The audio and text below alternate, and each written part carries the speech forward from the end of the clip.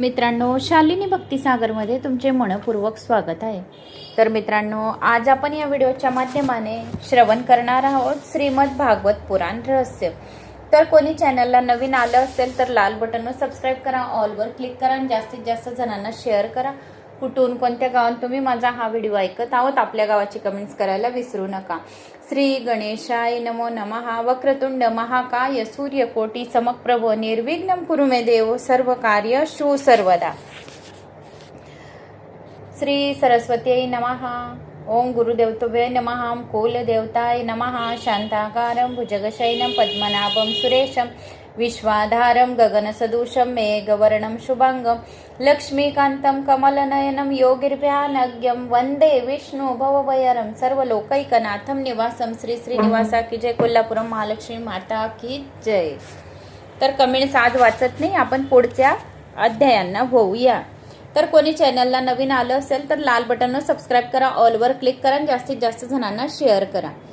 श्री गणेशाय नमो नमः। मागच्या व्हिडिओमध्ये आपण ऐकले की भगवान श्रीकृष्ण आपल्या मित्रांना काय सांगतात की आपण चोरी करूया आणि आपल्या टोळीचं नाव काय राहील, नवनीत चोर मंडळ। आणि चोरी करताना कोणता मंत्र म्हणायचा आहे, कफलम कफलम असे आमच्या ऋषींनी चोरी विद्येचा प्रचार केला होता, तेव्हा हा मंत्र आम्हाला सांगितला होता। तर असे भगवान श्रीकृष्ण सर्व त्यांच्या मित्रमंडळींना सांगत आहे। आता जो ईश्वरावर प्रेम करतो तो ईश्वराशीच खेळत असतो, त्याच्या हातून पाप घडत नाही। ईश्वराच्या उपस्थित माणूस पाप करू शकत नाही, जरी पाप घडले तरी त्याचे उत्तरदायित्व भगवानाकडे असते।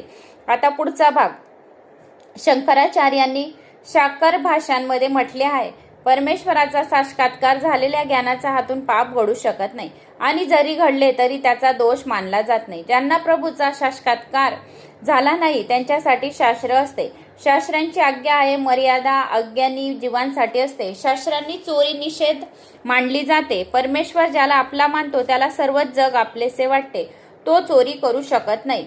अपरोक्षानुभूतीनंतर शास्त्रांचे अस्तित्व राहत नसते। ब्रह्म साक्षात्कार नंतर कुठले शास्त्र व कोणता विधी वा निषेध सारे काही निरर्थक आहे। तात्विक दृष्टीने पाहिले तर ईश्वरच सर्वस्वांचा स्वामी आहे, म्हणून तो चोरी करू शकत नाही। ही तर त्याची दिव्य लीला आहे। गोपींना परमानंदांचे दान करण्यासाठी प्रभूने या लीलेचे आयोजन केले होते। आता मंडळांची स्थापना झाली। कृष्ण म्हणाला, आता या मंडळांचा अध्यक्ष मी होईल। तुम्ही सर्वांना हेच काम आहे की या गोपी दूध दही लोणी घेऊन घराच्या बाहेर केव्हा पडतात, कोणत्या रस्त्याने जातात, केव्हा परततात, बाकी सर्व मी पाहून घेईन। गोपींना वाटत असे की कृष्ण त्यांच्या घरी दररोज येत राहावे। कृष्णाला पाहण्यासाठी कोणत्या न कोणत्या तरी मिशेने सकाळी त्या यशोदेच्या घरी येऊनच जात होत्या। गोपी यशोदेजवळ कृष्ण विरुद्ध तक्रार करीत असे। गायी धुण्यापूर्वीच कृष्ण वासरे सोडून देतो, दही दूध लोणी चोरून नेतो व आपल्या मित्रांना तसेच वासरांना वाटून देतो। जर त्याला आमच्या घरात काही सापडले नाही तर तो रागाने आमच्या मुलांना रडवतो। आम्ही दूध दही लोणी कुठेही ठेवले, शिंक्यावर बी ठेवले तरी तो चोरून नेतो। लोणी अंधारात लपून ठेवावे तर अंधार त्याला अडवू शकत नाही। कृष्ण जेथे जेथे जातो तेथे तेथे प्रकाश पडत राहतो। जर आम्ही त्याला चोर म्हटले तर उलट तोच आम्हाला म्हणतो, तुम्ही चोर आहात, तुमचा बाप चोर, तुमची आई चोर, या घराचा मालक मी आहे। गोपीच्या तक्रारी व त्यांना यशोदेचे उत्तर या गुजराती पद्यात उत्तम रीतीने वर्णलेली आहे। नरसिंह मेहत्याचे हे गीत आहे। तर आपण नरसिंह मेहत्याचे गीत काय आहे तर ते आपण श्रवण करूया। जसोदा तारा कान कुवरणे साध करीने वार रे, आवडी धूम मचावे व्रजमा नहीं कोई पूछन हार रे। शिंकू तोडू गोरस ढोलियो उगाडीने बार रे, माखन खांदू ढोली नाख्यू जन किद्दू आवार रे।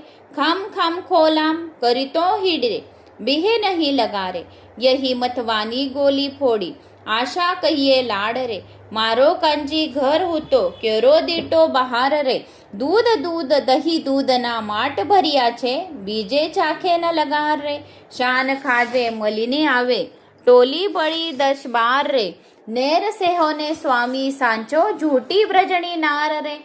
वत्सान मुच्छन क्वासी क्वची दसम्य क्रोशम जात हास्य, स्तेयम स्वादस्य दधी भय कल्पिते स्तेय योगे। याचा अर्थ असा आहे की माते काय सांगू तुला, गायी दोन याच्या पूर्वीच कृष्ण वासरांना सोडून देतो. वेळेवर वासरांना सोडणारा तो सोमन्य गोपाळ, पण हा तर श्रीकृष्ण आहे. श्रीकृष्ण तर वेळेपूर्वीच वासरांना अर्थात जीवांना मुक्त करण्यास समर्थ आहे. वासरे म्हणजे विषय सुक्त जीव, वत्स म्हणजे विषय सक्त जीव. वत्सानु मुजवन क्वचित समये. शास्त्रात मुक्तीचे 2 प्रकार सांगितले आहे. क्रममुक्ती, सद्यमुक्ती. योग्य वेळ आल्यावर जीवाला मुक्ती करतात, ते मर्यादा पुरुषोत्तम राम होते. पण कृष्ण तर अहोत पुष्टी पुरुषोत्तम. क्रमशः मुक्ती देण्यापेक्षा जीव तर मात्र असेल तर वेळेपूर्वीच कृष्ण मुक्ती देऊन देतो. ज्या जीवावर भगवान श्रीकृष्णाचा अनुग्रह होतो त्याला मुक्तीसाठी क्रमाची प्रतीक्षा लागत नाही. हा तर पुष्टी मार्ग, कृपा मार्ग आहे. क्रममुक्तीचा प्रकार असा आहे, जीव शूद्र वर्णात जन्मला. आता जर तो या जन्मात चोरी, व्यभिचार इत्यादी न करता उच्च वर्णाची उत्तम प्रकारे सेवा करेल तर पुढील जन्मी तो वैश्य जातीत जन्म पावेल. वैश्य जातीत तो नीतीपूर्वक जीवन जगेल. पुढील जन्मी तो क्षत्रिय होईल. क्षत्रिय जन्मात जर तो शास्त्र धर्माचे पूर्णपणे पालन करेल तो पुढील जन्मी ब्राह्मण होतो. आता तो ब्राह्मण जर सदाचारी असेल तर पुढील जन्मी अग्निहोत्री ब्राह्मण होतो.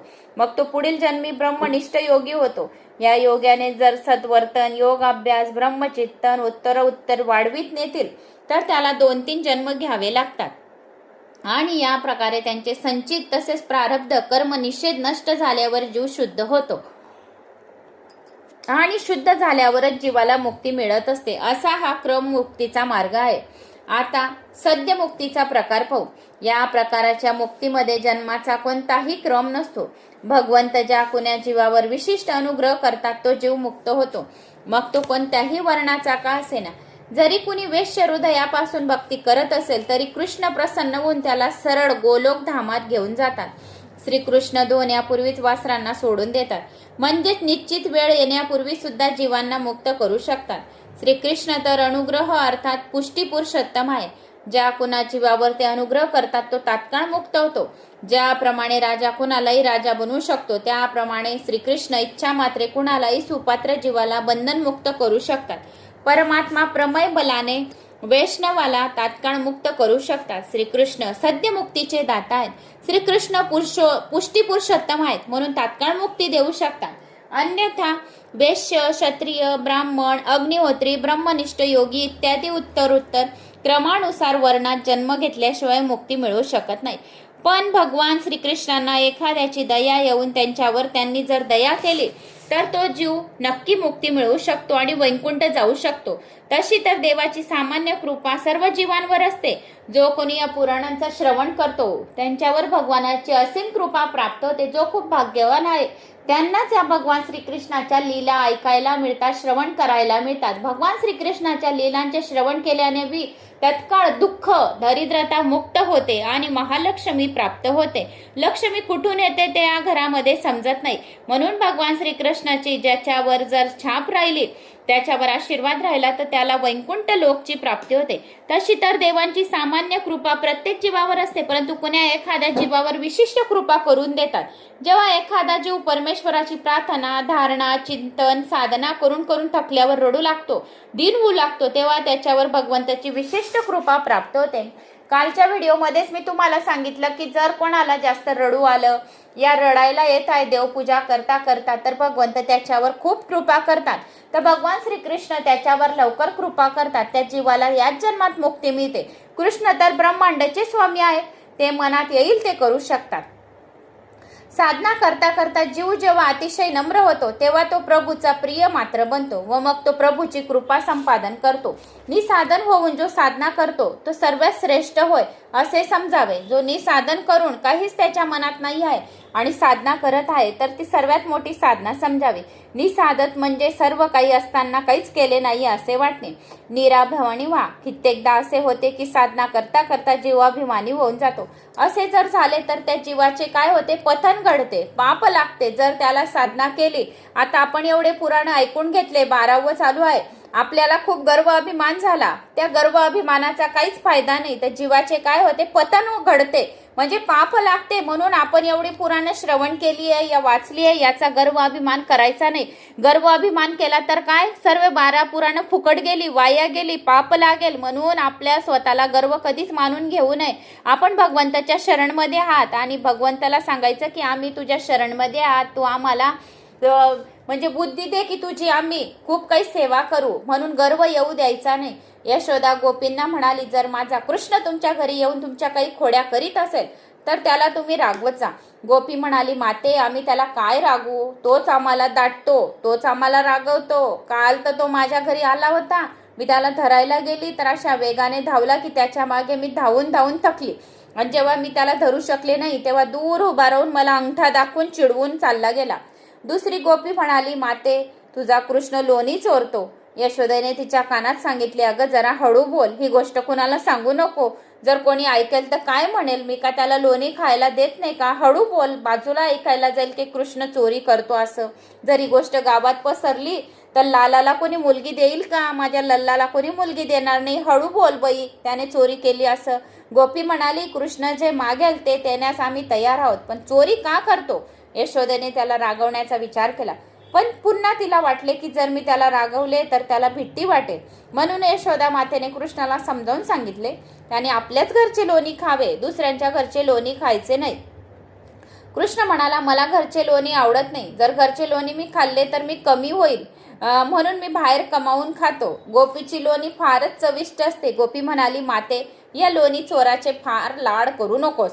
शुक्राचार्य मोठ्या विचारपूर्वक कथा सांगतात. कृष्ण चोर आहे असे विधान त्याच्याकडून केले गेले नाही. इति होचू ब्रज गोपी, या प्रकारे लोणी चोरीची लीला आहे ही, तर ही लोणी चोरीच्या कथा आहे. यशोदेला सांगू लागल्या असे ते म्हणतात. यशोदा म्हणाली, कृष्ण येत आहे, तसेच तो लोणी चोरणार हे तुम्हाला कसे कळते. गोपी उतरली, होय, कधी कधी तर स्वप्नात पण आम्हाला कळते की कृष्ण येणार आहे, आणि आम्ही झोपायला जातो तेव्हा आम्हाला कृष्ण दिसतो, तो स्वप्नात सुद्धा आम्हाला कृष्ण भगवान दिसतात. वैष्णव जेव्हा झोपतात तेव्हा आपल्यासोबत कृष्णाला घेऊन झोपतात. सोबत घेण्याचा अर्थ असा आहे की जोपर्यंत झोप लागत नाही तोपर्यंत या मंत्राचा जप करायचा. हरे कृष्णा कृष्णा कृष्णा हरे हरे, हरे हरे हरे राम राम राम हरे हरे. म्हणून हरे कृष्णा जप करीत राहणे. अथरुणावर झोपल्यावर जर एखाद्या वस्तूचे स्मरण झाले तर समजावे तुमचे मन त्या वस्तूमध्ये फसले आहे. कित्येक लोक अथरुणावर झोपताना दुसऱ्या दिवसाचे कामं, देणे घेणे, हिशोब यांचे चिंतन करीत असतात, तर हे चिंतन करायचे नाही. हरे कृष्णा या देवाचे चिंतन करत राहा. उद्याचे चिंतन बघू, टाईमवर समयवर काय करायचे आहे, तर हिशोबाचे चिंतन करू नये. लोभाचे मन द्रव्यात, कामाचे मन स्त्रीमध्ये राहते, दुष्टांचे मन तंटे भांडणात फसलेले असते. अतृणावर पडल्यावर तर सर्व विसरून जा. हरे कृष्णा असा जप केला पाहिजे. एक गोपी म्हणाली, अतृणावर मला कृष्णच आठवतो. तो घरात आला नाही तरी त्याचे रूप दृष्टी समोर दूर होत नाही. कृष्णाचे नाव अमृताहून सुद्धा गोड आहे. मला तर कृष्ण म्हणण्याचा छंद जडला आहे. हा तर माणसाचा स्वभावच आहे. दिवसाची कामे संपल्यावर अथरुणावर पडताना आवडीच्या वस्तूची त्याला आठवण येतच असते. ज्या कुणा वस्तूत मन जडले असेल तीच वस्तू स्वप्नात दिसेल. आणि जर ज्या माणसाला याच्या स्त्रीला जी वस्तू आवडते तिला अथरुणावरच त्याची आठवण येते, ही नक्की आहे. म्हणून ज्या कुणा वस्तीत जर मन जडले असेल तीच वस्तू स्वप्नात पण दिसते. मनाची परीक्षा स्वप्नावरूनच होत असते. खरा वैष्णवाचे मन कृष्णाशीच बांधले गेलेले असते, म्हणून स्वप्नात तोच येतो. स्वप्नात जर कृष्ण दिसत असेल तर समजा तुम्ही खरे वैष्णव आहात. अधिकारी पुरुषाला प्रथम दर्शन स्वप्नातच होत असतं. जो भक्त खूप भगवान श्रीकृष्णाचा आहे त्याला स्वप्नात भगवान श्रीकृष्ण नक्की दर्शन देऊन जातात. दुसरी एक गोपी म्हणाली, घरात कृष्ण सर्वांचा आवडता आहे. मी माझ्या भाऊजाईंना जेवायला वाढीत होती, पण मात्र कृष्णाच्या गोड स्मरणात माझे मन गुंतलेले होते. भाऊजींनी मला मुरब्बा मागितला. शिंक्यावरून मुरब्बाची बरणी काढून मी वाढू लागले. मुरब्बा फारच रसाळ होता.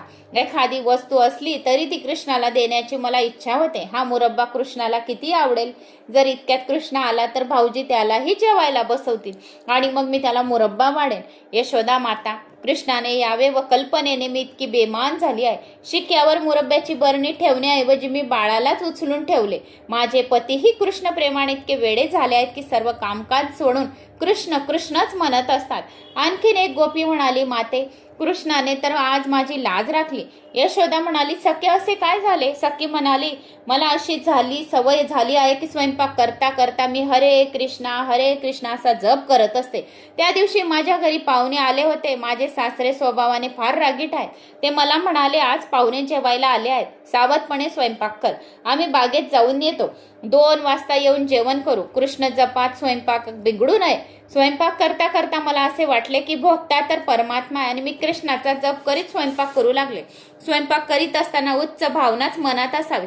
त्यावेळी सिनेमाच्या गोष्टी मनात आल्या तर कामाची परमाणू भोजन दूषित होईल. स्वयंपाक करीत असताना मनातील चांगल्या वाईट विचारांच्या शिजलेल्या अन्नावर परिणाम होतो. स्वयंपाक करता करता श्री राम रक्षा स्तोत्र पठण करावे, या श्री भागवत पुराणांचे श्रवण करावे, या व्हिडिओ पुराणांचा लावून द्यावे. म्हणजे स्वयंपाकात पण ते शब्द पडतात आणि आपल्या घरी अन्नपूर्णाचा मातेचा वास राहतो. म्हणून स्वयंपाक करीत असताना, पोळ्या लाटीत असताना हरे कृष्णा असा जप जर केला तर अन्न सात्विक बनतं. पवित्राने स्वयंपाक केला तर जेवणाऱ्याचे सुद्धा कल्याण होते. जर आपण स्वयंपाक करताना अन्नपूर्णा मातेचे नाव घेतले, हरे कृष्णा असे बोलले, तर जो जेवण करतो त्याचे सुद्धा कल्याण होते. आजकालच्या स्त्रिया तर रात्री पाहिलेल्या सिनेमातील गाणी गुणगुणत असतात. आजकालच्या स्त्रिया काय करतात, रात्री जो पिक्चर पाहिला या दिवसभर जे गाणं वाजवलं तेच बोलत बोलत पोळी लाटत असतात. स्वयंपाक करीत असताना सिनेमाची अमंगल शृंगारी विषय वासनेने बरटलेली गाणी गायली तर अन्न दूषित होते, त्यात संस्कार उतरत नाही.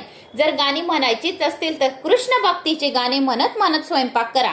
पहा तो स्वयंपाक कसा प्रेमाळामध्ये रसाळ बनते. घरात कोणी रागेट असलं तरी त्याचा स्वभाव शांत होईल. म्हणून हरे कृष्णा या मंत्राचा जप करावा. प्रेम की लगन लागी हे उसको क्या मथुरा क्या काशी रे, गोविंद के गुण गाते फिरते वृंदावन की वासी रे. गोपी पुढे म्हणाली, सर्व स्वयंपाक तर मी सावधपणे केला. शेवटी मोहनभोग करायचा ठरवलं. कृष्णाला मोहनभोग फार आवडतो. कृष्णाला मोहनभोग खाऊ घालण्याची इच्छा मला झाली. माझे मन कृष्ण स्मरणामध्ये तरंगू लागले. मला भास झाला की कृष्ण अंगणामध्ये आलेला आहे आणि मला त्याला इच्छा झाली देण्याची. घरात येत आहे, स्वयंपाक घरात घेऊन पोचले आहे. याप्रमाणे मन कृष्णाच्या कल्पनेत माझे रंगून गेले होते. भान राहिले नाही आणि साखरेऐवजी मोहन भागात मी मीठच टाकून दिले. देवाला नैवेद्य दाखवला. सासरे व पाहुणे आले, त्यांनाही वाढला. तर तो हलवा खारटच झाला होता, पण त्याला भक्तीची गोडी लागली असल्यामुळे पाहुण्यांनी त्यांची प्रशंसा करत तो पदार्थ खाल्ला की त्याच्यामध्ये गोडवा येऊन गेला. साखरच्या ऐवजी मीठ घातलं गेलं. पण कृष्ण भक्तीचा तो हलवा होता, मोहन भोगाचा तो हलवा होता, देवाला तो नैवेद्य दाखवलेला होता. तर त्यामध्ये भगवान श्रीकृष्णाच्या भक्तीची गोडी असल्यामुळे पाहुण्यांनी त्या हलव्याचा पदार्थांचा खूप प्रशंसा केली. तो खारट थोडा पण लागला नाही, त्याच्यात अमृताची गोडी झाली. म्हणून हे पक्वान नव्हे तर अमृत होय असे ते म्हणाले पाहुणे. भगवंताच्या नामामृतापुढे त्यावर चढवल्यामुळे ते खारट न होता ते पदार्थ गोड झाले. माझ्या रागीट सासऱ्यांनी सुद्धा माझी तशीच त्या पदार्थांची त्या दिवशी वावा केली. ही माझी सून नव्हे तर अन्नपूर्णा लक्ष्मी आहे असे माझ्या सासऱ्यांनी म्हटले. शेवटी जेव्हा मी जेवायला बसले त्यावेळी मला लक्षात आले की हलवा तर फारच खारट झाला होता, गोड बिलकुल नव्हता. माते यशोदा, माझी तर कृष्णानेच त्या दिवशी लाज राखली. दुसरी एक गोपी म्हणाली, माते काय सांगू मी तुला, दूध दही विकायला निघाले म्हणजे मला असे वाटते की माझ्या मडक्यात कृष्ण लपलाय. डोक्यावरून मडके खाली उतरून पाहिले तर त्यात मला कृष्णाचे दर्शन झाले. सांग आता, कृष्णाला कुणी विकतं का? काही न विकता मी घरी परत आले. घरी माझी मोठी फजिती झाली. आपल्या बुद्धिरूपी मडक्यात जर कृष्ण समावला असेल तर कुठेही कृष्ण दर्शन आपल्याला होऊ शकेल. गोपींनी आपल्याला मनबुद्धीत कृष्णाला विराजमान केले होते. आपला मस्तक हृदय मनबुद्धी जड पदार्थात असतील तर प्रत्येक ठिकाणी तेच दिसतील. आणि जर भगवान असतील हृदयामध्ये तर कणकणात तुम्हाला भगवंताचं दर्शन होत राहील. कणाकणात दर्शन होत राहील भगवान श्रीकृष्णाच्या. या गोपी घरचा कामधंदा करीत असताना काम संपल्यानंतर श्रीकृष्णाचे स्मरण करत असे. मोठमोठ्या योग्यांना, महात्म्यांना परमात्म्याचे नित्य स्मरण राहण्यासाठी प्रयत्न करावा लागतो. पण गोपी प्रयत्न करूनही कृष्णाला विसरू शकल्या नाही. कृष्ण देखील त्यांना विसरू शकला नाही. गोपी भगवे वस्त्र परिधान करीत नाही तरी त्यांची मने कृष्ण प्रेमात रंगून जात असे. ही तर गोपीच्या प्रेम संन्यासाची कथा आहे. ही आहे गोपीची तन्मयतेची कथा. विरोध कृष्णाच्या नाना लीला पाहत असताना गोपी घरचा कामधंदा विसरून वेड्या होत असत. प्रेक्षम तेजतम गृहाम, घरातील कामे सोडून कृष्ण लीला पाहत असे. आणि मनसा नवस्थाम कृष्णलीला पाहून त्यांचे मन चंचल होऊन त्या कृष्णलीलेत तन्मय होऊन जात असे. ही तर गोष्टीची तन्मयताची आहे. कृष्ण तन्मयता होत असल्यामुळे गोपी प्रपंचाचा कामधंदा नीट रीतीने करू शकत नव्हत्या. कृष्ण प्रेमात त्यांना भान राहत नसल्यामुळे त्या करू नये ते करून टाकीत. भगवंताशी तर अशीच तन्मयता हवी असते. कृष्ण कथेत कृष्ण लीलेत जो गोपीप्रमाणे तन्मय होऊन जातो तो मुक्त होतो.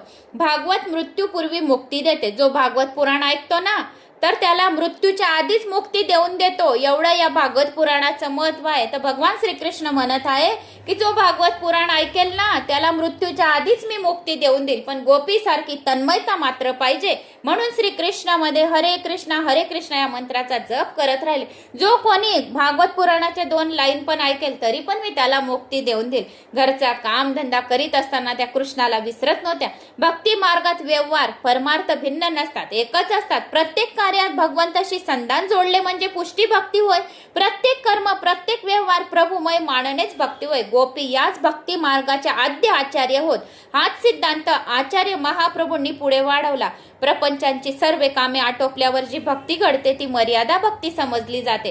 सुबोधिनीत महाप्रभूंनी गोपींना प्रेम संन्यासांनी म्हटले आहे. गोपीच्या जवळ होते केवळ निस्वार्थ प्रेम. त्यांचे प्रेम हाच त्यांचा संन्यास होता. भगव्या वस्त्राच्या संन्यासापेक्षा प्रेम संन्यास उत्तम होय. कृष्ण प्रेमात हृदय पांझरले म्हणजे संन्यासी समजले जाते. सर्व कर्माचा त्याग संन्यास होय. केवळ ईश्वरासाठीच तो जगत असतो. संन्यासाचीच होय. गोपी केवळ भगवंतासाठी जगत होते. म्हणून त्यांनी प्रेम संन्यासांनी म्हटले आहे ज्ञान व योग यांच्यापेक्षा भक्ती श्रेष्ठ आहे. भक्ती देवाला बांधून टाकते, वश करते. आता लोणी चोऱ्याच्या लीलेचे हेच रहस्य आहे. मन लोण्यासारखे मृदू आहे. मनाची चोरी हीच लोणी चोरी होय. कृष्ण इतरांचे चित्त चोरून नेतो तरीही तो हाती सापडत नाही. पकडला जाणारा चोर सामान्य चोर असतो पण कृष्ण तर असामान्य चोर आहे. त्याच्या गोपीच्या मनाला आवर घालवायचा होता. अन्य विषयाकडे जाण्यापासून वाचवायचे होते. गोपी म्हणजे इंद्रिय. सर्व इंद्रियांनी सतत भगवंताचे चिंतन करीत राहावे या हेतूने या सर्व लीलांची रचना केली गेली आहे. यशोदा गोपींना म्हणाली, सख्यांनो तुम्ही जर लोणी लपून ठेवले तर बरे होईल. एक गोपी उद्गारली, माते तू काय आम्हाला शिकवतेस? एकदा कृष्ण रस्त्यात भेटला. हसत हसत तो मला म्हणाला, उद्या मी तुझ्या घरी येईल. मी माझ्या घरचे सर्व लोणी माझ्या माहेरी नेऊन ठेवले. कृष्ण दुसऱ्या दिवशी आला. पाहता तो लोण्याचा कणही सापडला नाही. तो रागाने लाल झाला. पाळण्यात निजलेल्या माझ्या तानुल्याला चिमटा काढून म्हणाला, तुझी आई मोठी कंजूस आहे. घरात काहीच ठेवीत नाही. घरात काही सापडले नाही. तर कृष्ण रागाने लाल होतो आणि आमच्या मुलांना चिमटे घेऊन रडवून जातो. भगवंत घरात आल्यानंतर जर तुम्ही झोपलेले सापडाल तर तुम्हाला तो रडवेलच. देव कोणत्या ना कोणत्या रूपात आणि जर त्याचे स्वागत झाले नाही तर तो रडवून सोडतो. ईश्वर आपल्या येण्याची वेळ झोपलेल्यांना जागे करतो. देव कोणत्या स्वरूपात येईल हे सांगता येत नाही. तो तर बाल रूपात, वृद्ध रूपात, ब्राह्मण रूपात, चांभार रूपात, कोणत्याही स्वरूपात येऊ शकतो. म्हणून घरी येणाऱ्या सर्व अतिथींचा सन्मान करावा. वेदांतांच्या मते ईश्वर अरूप आहे. वैष्णवांच्या मते ईश्वर अनंत रूप आहे. ईश्वराचे असे कोणते रूप ठरलेलं नाही. तो अनेक रूपे धारण करून येऊ शकतो. कालच्या व्हिडिओमध्ये मी सांगितलं की कोणत्या रूपे कोणतं रूप घेऊन आपल्याला आपल्या घरी काही मागायला येईल. म्हणून आपल्या घरी कोणी यावं दाराशी मागायला त्याला खाली हात कधीच भेजू नये. अनेक रूपाय विष्णवे प्रभ विष्णवे. तो आकार रहित आहे व अनेक आकार धारण करणाराही आहे. अरूप आहे, अनेक रूपे धारण करणारा आहे. तो कोणत्या ना कोणत्या रूपात येतो. जीव प्रमाद वश होऊन झोपलेला असतो म्हणून त्याला कळत नाही. तर अशा प्रकारे आज आपण या व्हिडिओच्या माध्यमाने भरपूर काही ऐकले. तर मला अशी आशा आहे की तुम्हाला माझा हा व्हिडिओ आवडला असेल तर आवडल्यास लाईक, शेअर, सबस्क्राईब नक्की करा आणि जास्तीत जास्त जणांना शेअर करा. तर मला अशी आशा आहे की तुम्हाला या तूप, लोणी, भगवान श्रीकृष्णाच्या चोरी करण्याच्या या कथा खूप आवडल्या असतील. तर याला काय नाव दिलं गेलेलं आहे, ऋषी महाराजांनी काय नाव दिलेलं आहे याला की चोरी करणे असे नाव आपण देऊ शकत नाही. म्हणून त्यांनी एक नाव दिले भगवंताला की आपण याला असे म्हणू शकत नाही की भगवान श्रीकृष्ण चोरी करतो. तर इति होचू व्रजगोपी याला काय नाव दिलं गेलं आहे, इति होचू व्रजगोपी म्हणजे या प्रकारे लोणी चोरीची लीला असे म्हटले गेलेले आहे. म्हणून आपण भगवान श्रीकृष्णाच्या या कथा अतिशय मनमोहक आहेत. तर मला अशी आशा आहे की तुम्हाला माझ्या या कथा आवडल्या असतील तर आवडल्यास लाईक शेअर सबस्क्राईब नक्की करा. आणि कुठून कोणत्या गावात तुम्ही माझा हा व्हिडिओ ऐकत आहोत आपल्या गावाची कमेंट्स करायला विसरू नका. जय श्री महाकाल. ओम नमो भगवते.